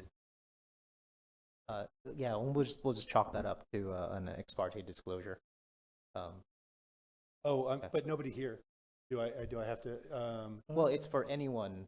Oh, I'm yeah, sorry. yeah. That was a misconception on my part. I shared it with somebody in Ormond Beach. Just yeah, it's because you got their input from that they had no issue with it, so that counts as like evidence that you're taking into account when you're reviewing this. I apologize. I thought that was only if somebody was going to come speak to the matter. So and I don't have any other cases for that. This is the only one I reached out to because it was a property. So I did have ex parte communications with the Suzanne Schreibner about this property. Sorry about that. Any other discussion? Did we get a motion on this? I'll make a motion. Okay. Not have to. All right, so we're going to close the floor for public participation and open it up for commission discussion of the motion. Did I get a motion? Yes, sir. I move that we approve case number V-22-164 with the staff condition that the applicant shall apply for final site plan approval through the county's land development activity. That's the one condition, correct? Yes, sir. And we got conditions variances 1 through 8, correct? Yes, sir. Okay. Do I get a second on that? Second. Okay, I got a motion to approve variance 22-164 with the one staff recommended conditions. That's variances 1 through 8 from Ms. Shelley and a second from Mr. Feller. Any discussion on the motion? All those in favor signify by saying aye. Aye. Any opposed? Motion carries unanimously. All right, sir, good luck. Chairman, members of the board, thank you very much. For the record, this is the letter What from you were the waiting for. Spanish Waters Homeowners Association voting no opposition.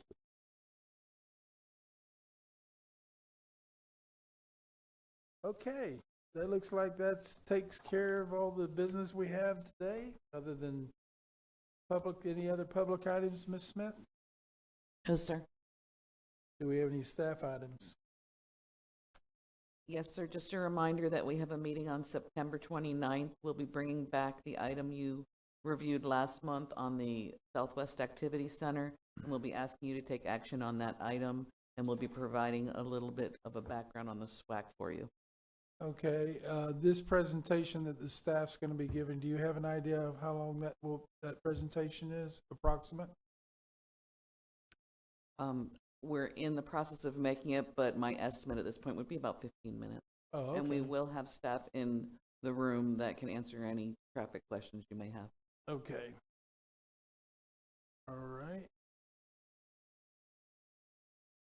Any staff comments? No, sir. Any commission comments? Yes, sir. Mr. Costa, go ahead. I am insulted. I am beside myself, and I've restrained myself pretty well in responding to not only the email but also the letter that I received, and I think everybody else in this commission received it. I take it as a personal assault when I'm called out as a yes man. I take pride in what I do. I take every case on a case-by-case basis. There is no favoritism whatsoever. I don't feel that I am required to deny anyone anything. That our job here is to take in the facts, compare it against what the codes and the ordinances say, figure out, is there a underlying circumstance here that is unfair to the individual property owner, and make our decisions on that. That we are not required to, as the letter says, uphold the law and basically vote in favor each and every time. I take a very personal affront to that. I am waiting for a response. The letter was directed to the chair, and I'm hoping that he will, in fact, put a response out there. And I would anticipate that he would actually support us in how we conduct business up here. And so I'm waiting for that to occur. Clarification, county chair. County chair, I'm For the sorry. council. County chair, county chair. Thank you. I'm not going to touch it. County chair, I meant. Yes. And that's all I had to say on that one. It's just, it's burned since the day I received it. And I'll ditto to that one. Yeah, I agree with you totally. What I have seen is the fact that people don't understand a variance board is to see what's reasonable and whether it's applicable. And when we sit up here on this board, it's not black and white. We have to take everything into consideration. If it was black and white, we wouldn't have this board. The staff could say, all right, you're just denied. But what we need to do is take into consideration if it's reasonable. That's the way I look at it a lot of times. And not only that is, you got two sides to every story. And unfortunately, we sit in the middle. There's going to be one happy individual when it's two counter people behind each other. And for the letter writer to take it to that extent, you're going to have that. These are the times we live in. So, but I totally agree with you. Any other commission comment, Mr. Feller? I have two, and you stole my thunder there, Mr. Costa, because I had it there too, and the county chair was at that meeting and saw what goes on in the meeting, and I heard very favorable things about the way we conduct our meeting. So not specifics, but favorable on that side. I was very upset at getting this letter, especially since the person who was doing it walked out of the room while we hadn't even finished it. So I take the same offense that you take, and I hold it there, and I'm glad you said something about it as well. And then I did have one other question. And I pulled this one aside. This was about a case we heard today, V22-118. There were two pole barns that you found when you did the land looking at it. And my question was, this was rural agricultural land at one point as well too. Is it ever taken into account that those structures were built? And do we have any? I mean, we apply variances for them at that point, but is there? I hate to say an administrative way of saying that was something that was built when the property was allowed, and then when the property changed agriculture or something, yes. that we don't have to do those variances. So essentially, if they lose the agricultural classification, those structures would now have to get building permits if they ever want to use them for, to use them outside of like an agricultural. There's an element of legal nonconformity in there, so long as they don't touch it. They were legal at the time they were constructed because they fell under an agricultural classification. The purpose of those variance exercises is to kind of make sure that they can keep those structures, and if they ever have to, touch them or anything, just basically to verify that they exist, and to get after the fact permits for them so they can keep using those structures in a non-agricultural context. Okay. So yes, the structures, so long as they don't ever touch them, are allowed to remain. But if they start using them, and they have lost their ag classification, they come into the purview of the zoning code, and they come to the purview of the building code. Okay, that answers that. And then my only other final statement, and I think we all talked about this. It's not every day, but I think it's going to start becoming every day. This was a 24-acre property. with an ADU, and now we're variances for the where it's located and all that stuff. I really think our ADU requirements that we just passed recently need to be looked at for these properties that have, 24 acres of land, and we're worried about where they're putting it in front or behind, and I just think it's a little bit, I think we called that this was going to happen, and I'm just bringing it up that happened. We can look at maybe like an acreage threshold where you don't need to meet the behind the, primary structure if you are, if you have a piece of land that is, X acres or something like that. And I can still see the size requirements because it is accessory. I get that, but I'm just looking at it where maybe we can reduce a little bit of this by saying, there. And then the other thing is that both cases we've heard have been, well, they're demolishing an old one, so it's kind of been like a temporary thing. Is there a temporary something or other that can be done?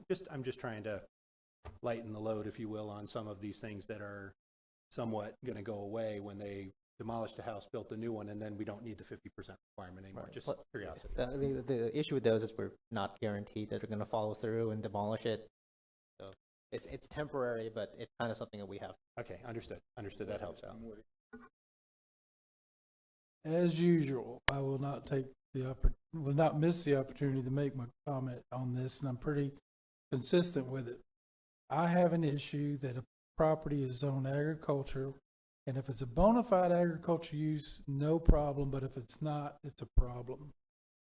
It requires a permit, a building permit. If it's good enough for bona fide use, it should be good enough for as long as it's zoned agriculture now. I can see if the zoning changes requiring him to put in a building permit for an existing structure. But to go back after the fact and it becomes non-bona fide anymore, to be able to use it and pull a permit, here we go again. We're penalizing the agricultural zone properties. And I've made this comment numerous times, so much to the fact that we had one here that required a 25-foot setback, but if it was a residential, it only be required 5-foot setback. But then if it's bona fide agriculture, there's no setback to the property line for, so for a structure. So that's just a comment that I would like to make, and I'll bring it up every time I have an opportunity to, and hopefully one day that gets changed. And also, I wanted to remind everyone of the September 29th meeting. And the other thing too is your October meeting, plan on being here. We got some catching up to do. We got a little bit of a backlog, so we'll probably be here all day. Staff has mentioned that they would probably bring in lunch on the October meeting. So we'll probably take a 30-minute break during lunchtime, and then we'll continue through. That's in October. And hopefully those long meetings won't occur until after the first of the year. We talked to staff about it. Evidently they're getting a backlog of and they don't want to have people sitting out there waiting on these. So it was either that or try to have more than one meeting. And I think while we're here, we'd probably more rather just get it all done as we. I did have one more question. You at the last county council meeting, there was the standards for the variances and the standards for. Oh, those are the. Is that now in? I'll have to check. Or reading. No, there isn't a reading. I'll need to make sure that it's the resolution is signed, and then once I do, I'll distribute that to everyone. That would hopefully be before. Right. Okay. Thank you. Okay. So anybody's planning on being missing next month? No, it'll be all good. We'll get it, but we need to help staff out with trying to get some of this off their plate, get it moving. Okay. Any other commission comments? Any press and citizen comments? This meeting's adjourned.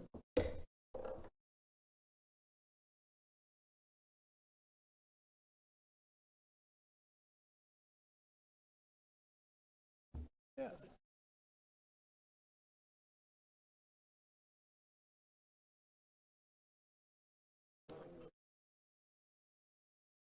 Yeah.